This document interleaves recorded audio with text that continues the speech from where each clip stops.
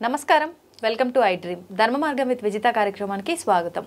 అంటే విశ్వ నియమాలను విశ్వవ్యాప్తం చేయడమే ఆవిడ ఆశయంగా పెట్టుకున్నారు వారే లక్కరాజు నిర్మలమ్మ గారు. ఇప్పుడు వారితో మాట్లాడి మనం మరిన్ని విషయాలు తెలుసుకునే ప్రయత్నం చేద్దాం.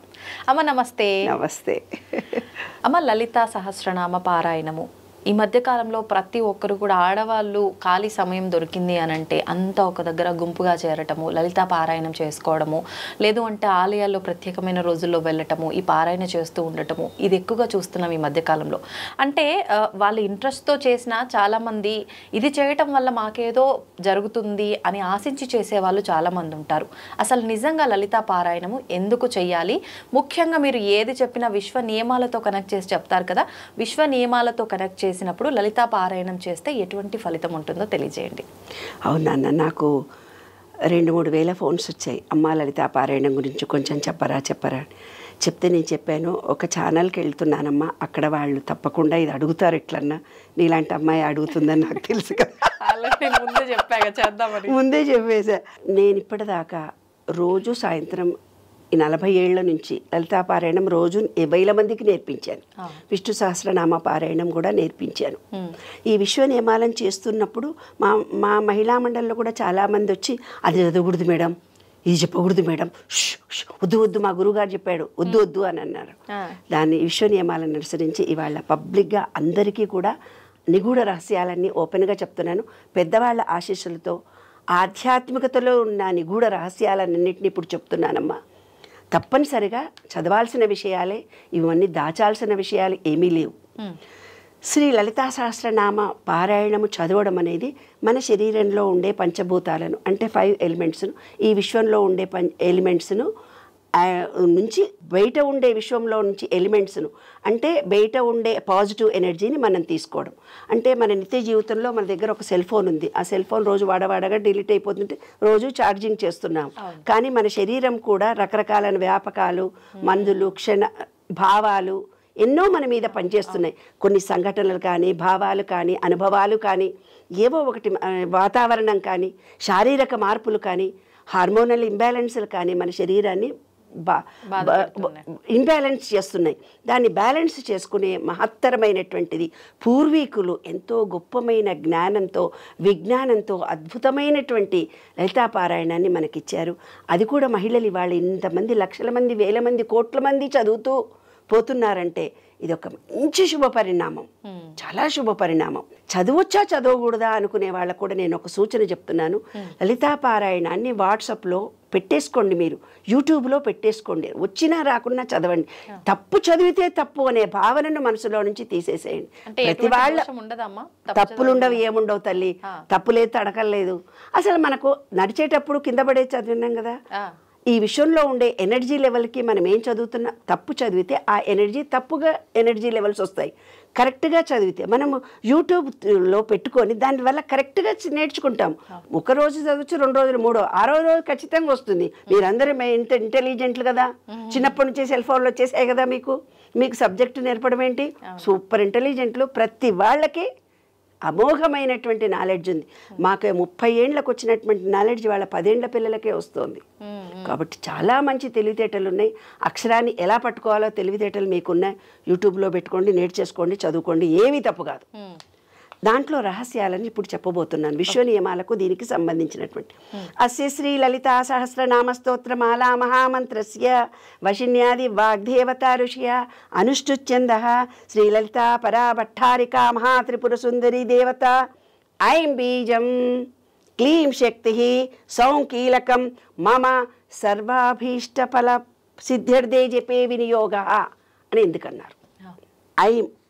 ఐం అంటే మన శబ్దము.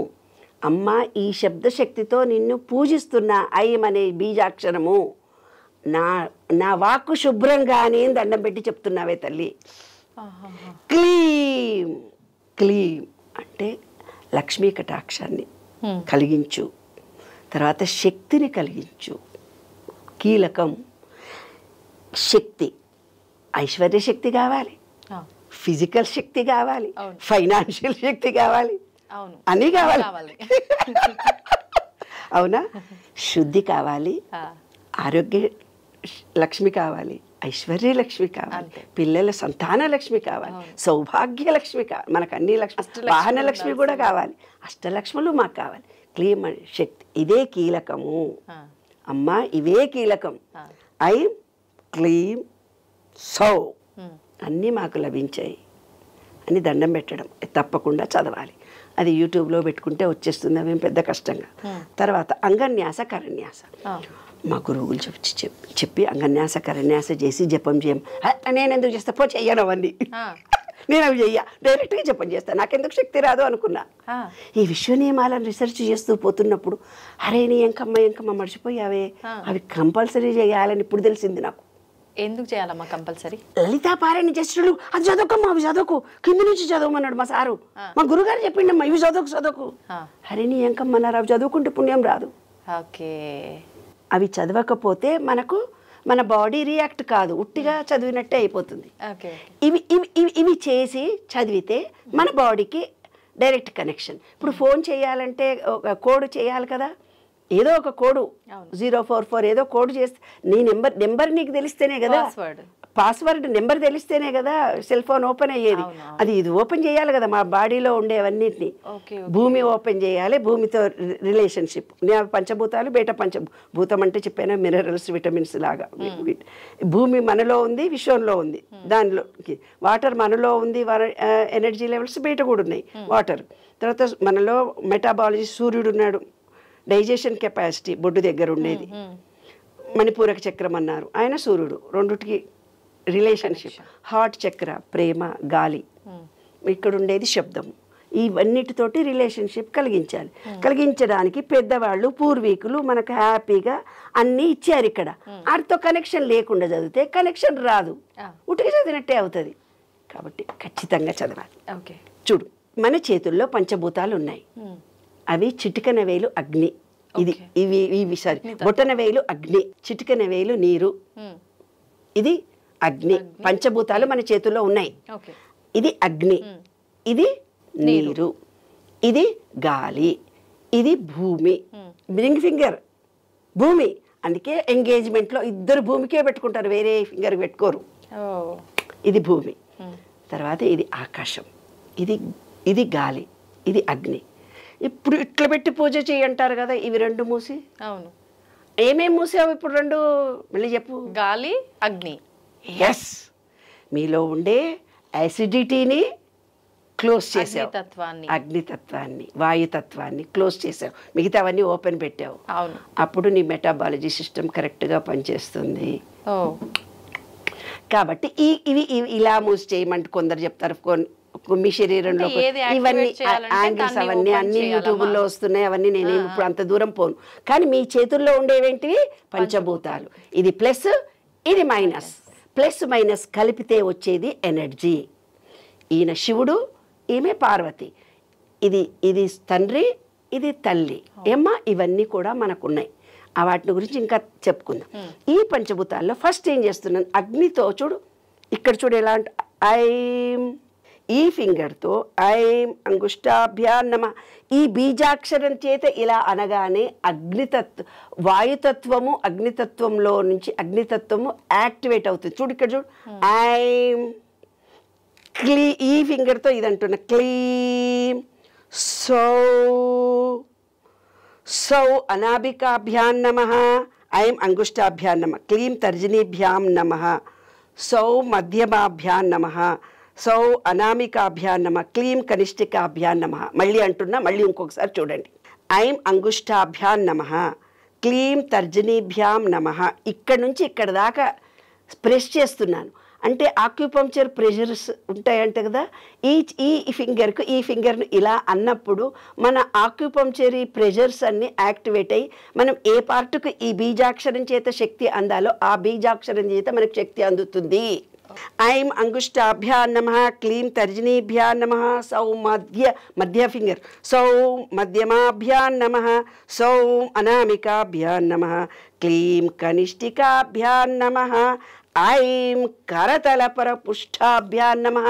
ఐం అంటే బీజాక్షరం, ఐం కరతల వాక్ శక్తిని కలిగించి కలబట్టి రెండుట్లు ఇచ్చి ఇప్పుడు నాకు ప్యూరిఫై అయింది, ఈ పంచభూతాలన్నింటినీ నా శరీరంలోకి స్వీకారం చేస్తున్నాను అని.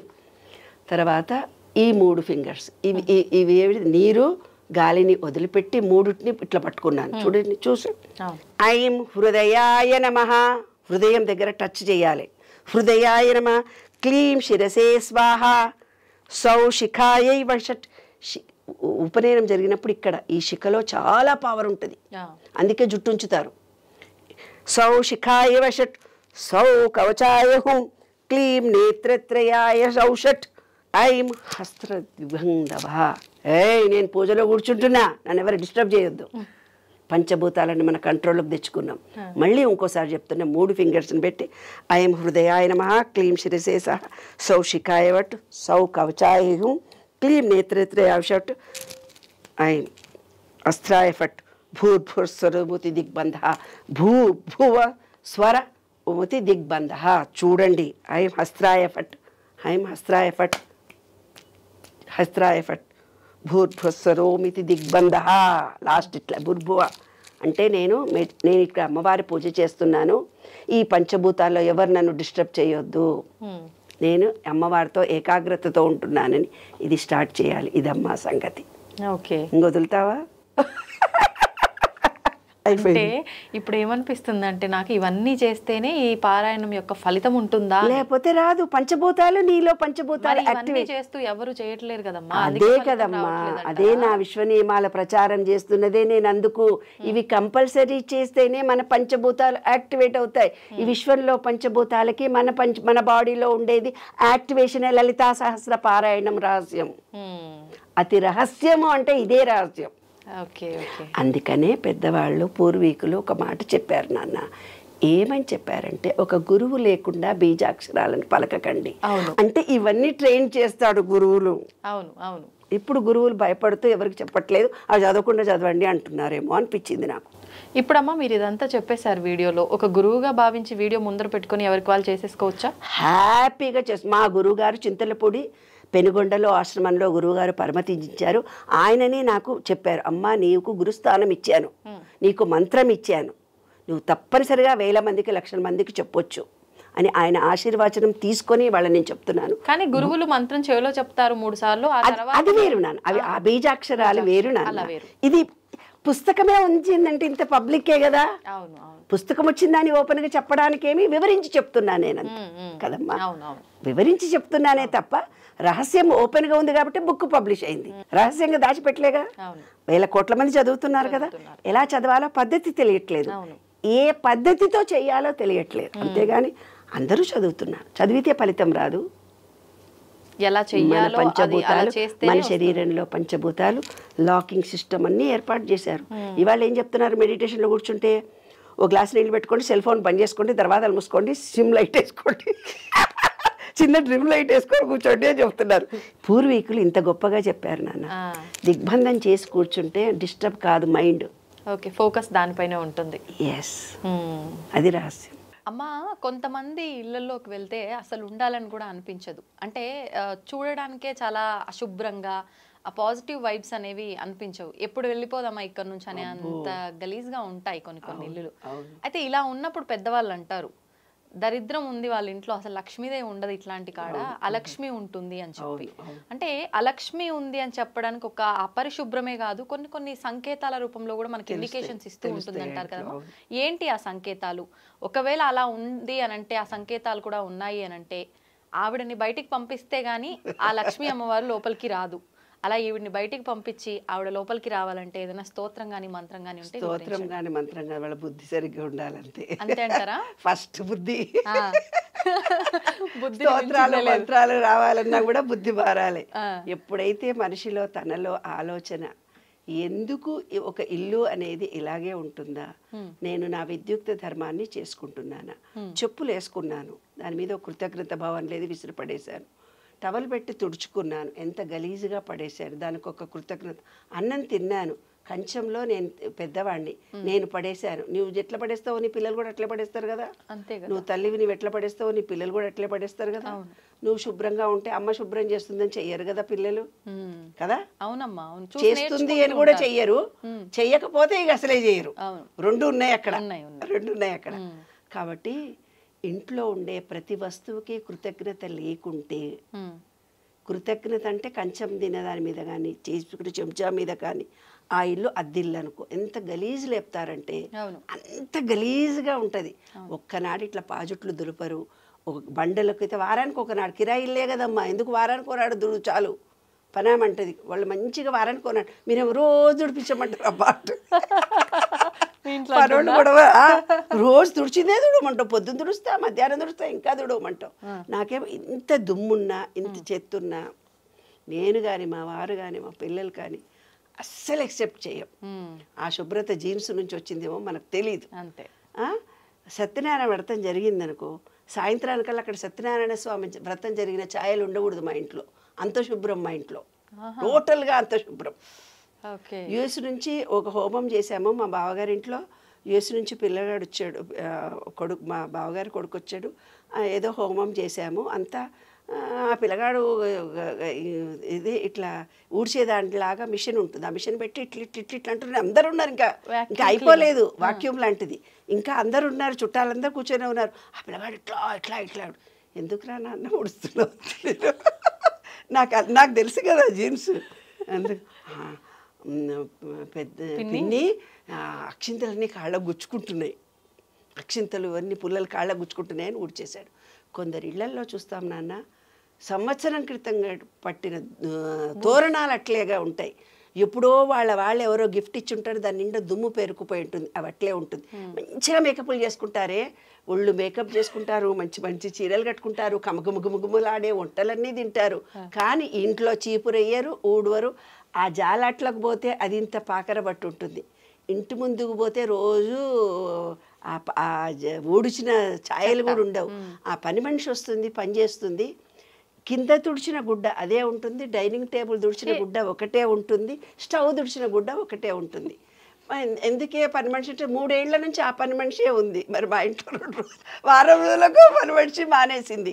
ఎందుకు మానేసింది? సిస్టమేటిక్గా కత్తి పెట్టే చోట కత్తే పెట్టాలి, చెంచాలు పెట్టే చోట చెంచాలే పెట్టాలి, గ్లాసులు పెట్టే చోట గ్లాసే పెట్టాలి.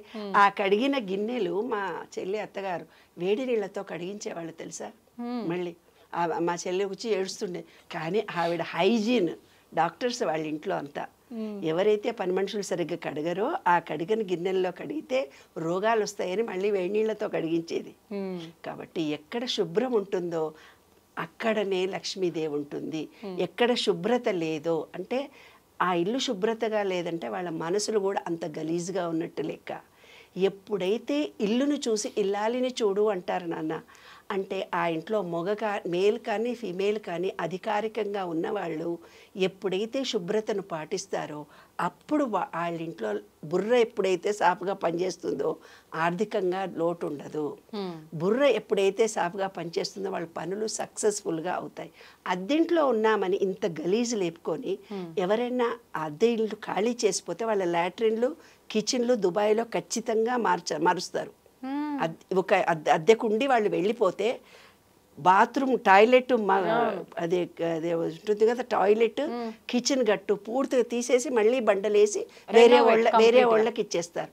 ఇక్కడ హైదరాబాద్లో కూడా అట్లా. ఎందుకంటే ఊడవరు తుడవరు కడగరు, అద్దెల్లే కదా అని. వాళ్ళకు జన్మలో కూడా ఈ భూతల్లి ఏం చేస్తుంది, వాళ్ళకి సొంత ఇల్లు ఇవ్వదు. అద్దెలను కూడా నా ఇల్లు అనుకోని చేస్తేనే వాళ్ళకి ఇల్లు వస్తుంది, లేకపోతే ఇల్లు రాదు. ఇంటి రహస్యం ఇదే. మాకు తెలిసిన ఒక ఆయన ఫోన్ చేశాడు నాకు. ఫోన్ చేసి, అమ్మా నేను మోషన్ రాదు, నాకు డాక్టర్ దగ్గరికి పోయి ఇనిమా తీసుకుంటే కానీ రాదు. వాడొక ఇంజెక్షన్ చేసి నా మూలాధార అది మోషన్ పోయేదానికి ఇంజెక్షన్ ఇచ్చి వెడల్పు చేస్తే కానీ అతనికి మోషన్ రాదు. వారానికి ఒక రోజు తీయించుకోవాలంట దవాఖానకు వచ్చి. ఎక్కడో ఆంధ్రాలో దూరంలో ఉంటాడు ఆయన. ఈ తర్వాత ఇంకొక ఆయన ఉన్నాడు, ఆయనకేమో పక్షవాతం లాగా వచ్చి భూమి మీద నుంచి లేవలేకుండా అక్కడే ఏదో పుండు పడిపోయిందట మోషన్ దగ్గర. అందరికీ ముగ్గురు కొడుకులట, ముగ్గురు కొడుకుకి అట్లనే ఉందట. మీ నాయన ఎట్లుండే అని అడిగిన నేను.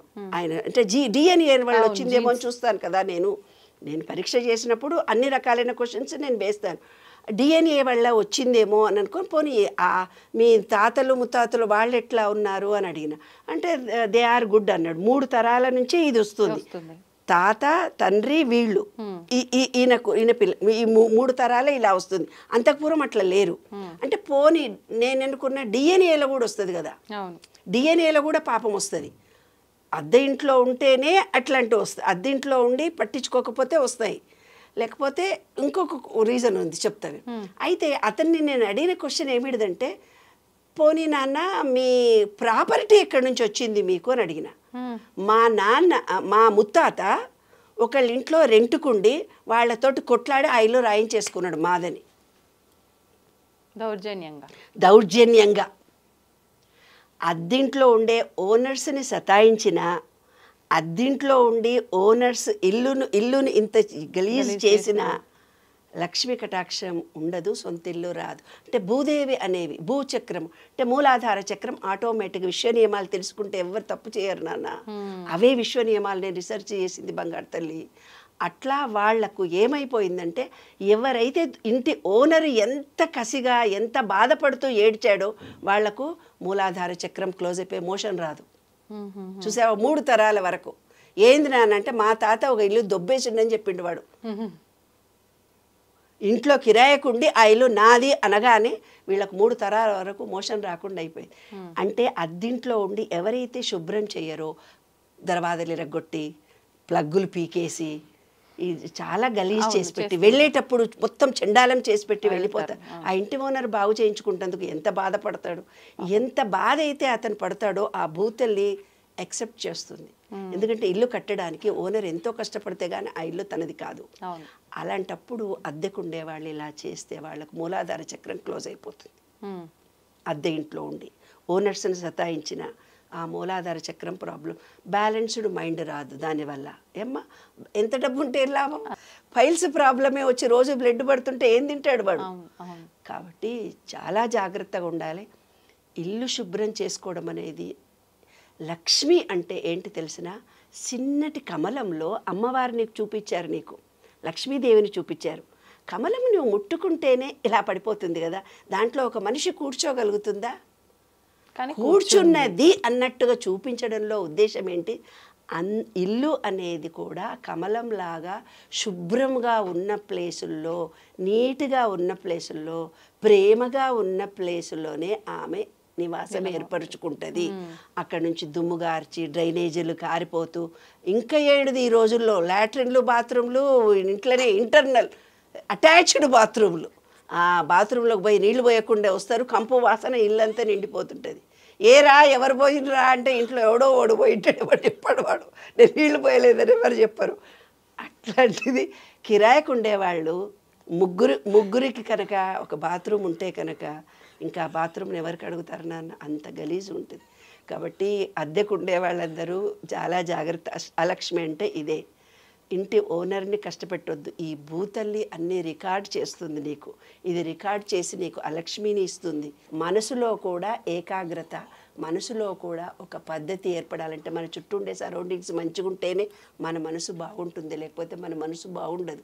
మనసులో స్థిరత రావాలంటే శుభ్రత చాలా అవసరం. శుభ్రం ఉన్న చోటనే లక్ష్మి ఉంటుంది.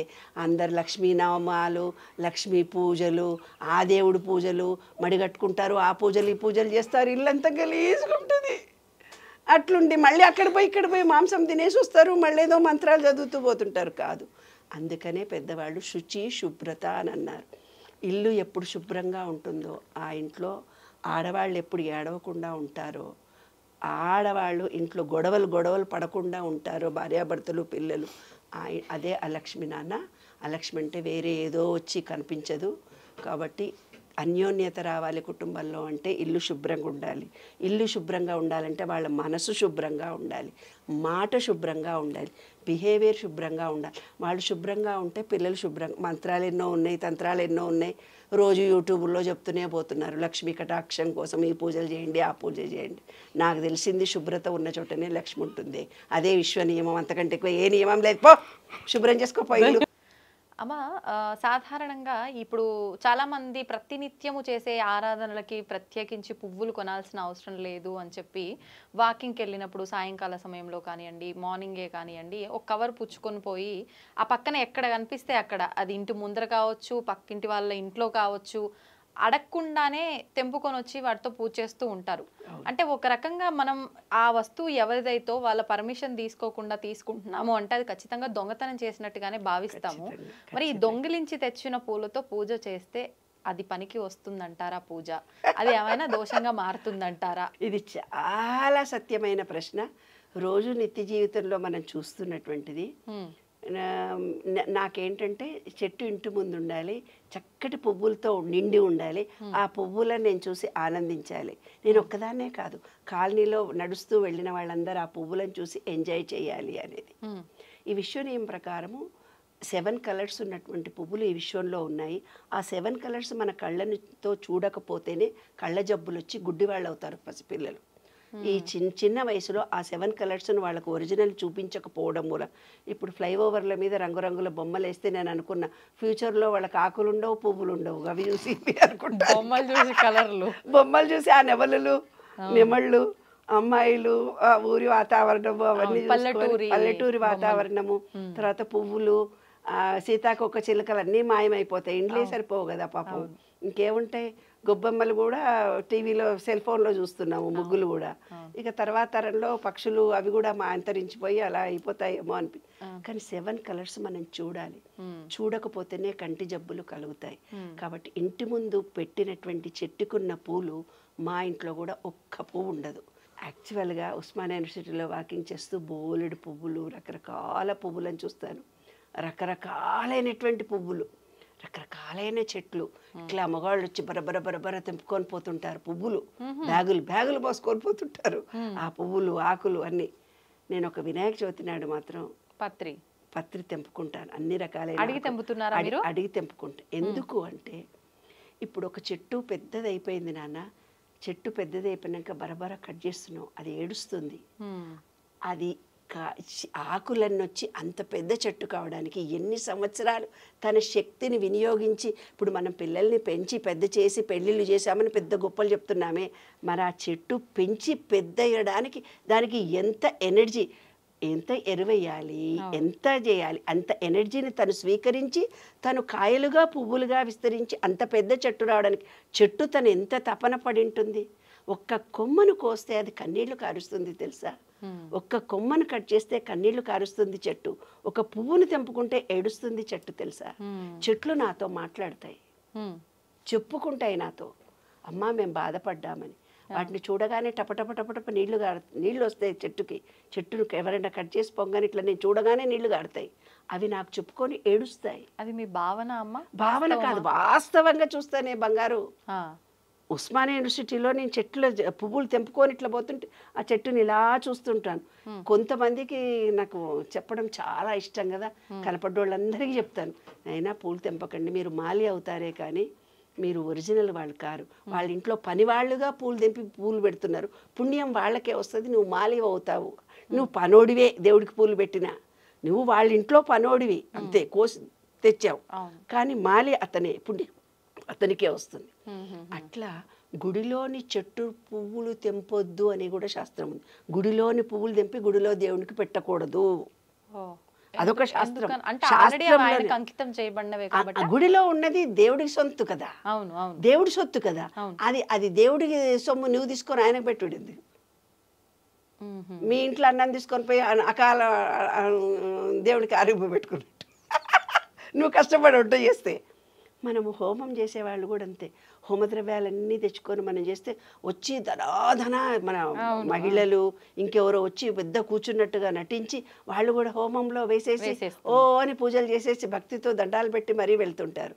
కానీ హోమద్రవ్యాలు తెచ్చిన వాళ్ళు ఎవరు, కష్టపడ్డది ఎవరు, అక్కడంతా ఊడ్చి తుడిచింది ఎవరు, ఎవరి సంకల్పం చేసుకున్నారు, పుణ్యం వాళ్ళకే చెందుతుంది. మనం ఆర్భాటం చేసినంత మాత్రాన ఈ దృష్టితో దేవుడికి ఒక పూలు వేయడం కానీ, ఆకులు వేయడం కానీ, ఆరగింపు పెట్టడం కానీ, ఇదంతా ఎవరికి వాళ్ళు స్వయంగా చేస్తే ఆ ఎనర్జీ వీళ్ళకి వస్తుంది తప్ప, ఎవరింట్లో చెయ్యి పెట్టి పువ్వు తెంపాలన్నా ఆ ఇంటి ఓనర్కి కూడా ఆ చెట్టు బాధపడుతుంది. అలా పువ్వులు తెంపని పరిస్థితుల్లో పువ్వు రాలి పడిపోతుంది. అనాయాసేన మరణం వినాదైన్యేన జీవితం అని అంటారు. అంటే పువ్వు ఎలా రాలి కింద పడుతుందో మనం అలా చనిపోవాలని పువ్వు మనకు గుర్తు చెప్తుంది. అంటే అంత సునాయాసంగా చనిపోవాలని అందరూ చదువుకుంటారు. మరి అలాంటప్పుడు పువ్వును కసితో నువ్వు తెంపినప్పుడు అది ఎంత బాధపడుతుంది. అది నీవు స్వయంగా చేసి ఇది భక్తి కోసం నా ఇంట్లో చెట్టును పెంచాను, మా ఇంట్లో పూజకి నీ పువ్వులు కావాలని పెంచుతున్నానే భావనతో నువ్వు చేస్తే ఆ పుణ్యం నీకు వస్తుంది తప్ప ఏదైతే సంకల్పం చేసుకొని చెట్టు పెట్టినారో ఆ సంకల్పమే ఆ చెట్టు చేస్తుంది, వేరేది చెయ్యదు. ఓకే, మాకు డెకరేషన్ కోసం పెట్టాము ఇంటి ముందు ఈ చెట్టు, అందరూ పువ్వులు చూసి ఆనందించాలి, అది సంకల్పం. ఆ చెట్టు పువ్వులు తెంపితే నీకు పాపం వస్తుంది, పుణ్యం అనేదే రాదు. ఓకే, అలాంటప్పుడే ఇలాంటి పాపాలన్నీ చేసిన వాళ్లకు పాపం పోవడానికే వ్రతము అని పెట్టారు. వరలక్ష్మి పూజ అని పెట్టారు. వరలక్ష్మి పూజలో 9 పోగులు చేసి 9 ముళ్ళు వేయడము. అంటే మనకు తెలిసి తెలియక రోడ్డు మీద పోతుంటే ఎన్నో జీవులను చంపుతాము, తెలిసి తెలియక ఒకళ్ళని ఎన్నో మాటలు అంటుంటాము, తెలిసి తెలియక ఇలా డబ్బులు పెడితే 10 రూపాయలు వస్తే పువ్వులు ఖర్చు అవుతుందని, ఫ్రీగా వస్తుందని, ఫ్రీగా వస్తున్న పూలు దేవుడి మీద వేస్తాము. నీవు ఖర్చు పెట్టిందే నీకు పుణ్యం వస్తుంది, వేరే వాళ్ళ దగ్గర నుంచి పెట్టింది నీకు పుణ్యము రాదు. సత్యం ఇదే. ఇప్పుడు ఒకవేళ ఆ పోగులతో చేసి 9 ముళ్ళు వేస్తే ఇలాంటి అదృఢ కర్మ మనం రోజు నిత్య జీవితంలో చేసే పాపాలన్నీ పోయేటందుకే 9 తోరాల పూరణాన్ని 9 ముళ్ళు వేసి చేతికి కట్టుకుంటాం. అది మనం అదృఢ కర్మ. ఇవన్నీ అదృఢ కర్మలు, ఇవన్నీ పాపాలే. ఈ పాపాలన్నీ పోయేటందుకే తోరం కట్టుకొని వరలక్ష్మి పూజ చేస్తాం. చిన్న చిన్న పాపాలు ప్రతి సంవత్సరం, ఈ ఇయర్ నుంచి ఈ ఇయర్ వరకు ఇంత పాపం చేసామమ్మా తొలగిపోవాలి. లిస్ట్ రాస్తే 360 పేజీలు అవుతుంది బాబు. అంతే, అదేదో సినిమాలు ఇట్లా ఓపెన్ చేస్తే అంత దూరం వెళ్ళిపోద్ది చూడండి లిస్ట్. అట్లా పాపాలు ఉంటాయి మనం చేసేవి. అంటే తెలియకుండా ఒకళ్ళని ర్యాష్గా మాటలు అంటాం. అవును, చేసుకున్న భార్యనే ఎంతో మనసు కష్టపడే మాటలు అంటారు మగాళ్ళు. చాలా మనసు నొచ్చుకుంటుంది. కంట కన్నీరొలకిన తొలగిపోవురా సిరులు. ఏ ఇంట్లో ఆడపిల్ల అంటే భార్య కానీ కూతురు కానీ తల్లి కానీ కంట నీళ్లు పెడితే వాళ్ళ ఇంట్లో లక్ష్మి ఉండదు, అలక్ష్మి ఏర్పడుతుంది. వాళ్ళు ఏ పనికి పోయినా వాళ్ళకి పని జరగదు నాన్న. ఇదే శాస్త్రం మనకు చెప్పింది. ఇందులో చాలా సత్యం ఉంది, చాలా సత్యం ఉంది. భార్యని హింసించే వాళ్లకు ఉద్యోగం ఉండదు మగాడికి. వాడు ఏ పని చేసినా సక్సెస్ కాదు. ఎప్పుడు పెళ్ళాన్ని నా మనిషి అని ఎప్పుడైతే ప్రేమించుకుంటూ పోతాడో అప్పుడే సక్సెస్ఫుల్ రిజల్ట్. ఆ కుటుంబం అభివృద్ధి చెందుతుంది, లేకపోతే అభివృద్ధి చెందదు. అభివృద్ధి ఎందుకు చెందలేదు అంటే వాళ్ళ నాన్న వాళ్ళ అమ్మని కష్టపెట్టింటాడు, ఈయన వాళ్ళ పెళ్ళాన్ని కష్టపెడతాడు, రేపొద్దున వీళ్ళ పిల్లల మగుళ్ళు వాళ్ళని కష్టపెడతారు. అలా తరతరాలుగా వీళ్ళు ఎంతైతే బాధ పెట్టారో, వీళ్ళైతే ఎంత పుణ్యం చేశారో ఈ విశ్వం అంతా 8 ఆకారంలో పైకి పోయి కిందికి వస్తుంది. మీరు చేసిందే మీకు అందుతుంది, వేరే వాళ్ళది అందదు. అదే సత్యం. ఎవరు పూలు కోసుకుంటారో మీ పూలు మీరు కోసుకుంటారో, మీరు చెట్లు పెట్టుకుంటారో, మాటలు అంటారో మీ ఇష్టం. ధన్యవాదాలమ్మా. నమస్తే. తవ్వండి, తవ్వుతున్న శివలింగం సరే దాన్ని అట్లా కప్పేసేయండి, చూపించదండి. Krishna is there. మూర్తి పూజ కాదు, సాక్షాత్ బ్రజేంద్ర నందన భగవాన్ ఉన్నారు మూర్తిలో. ఏమీ ఆశించకుండా ఆరాధించే వాళ్ళు కూడా ఉన్నారా ప్రభుజీ? నిజమైన భక్తి అంటే మనకు తెలియదు కాబట్టి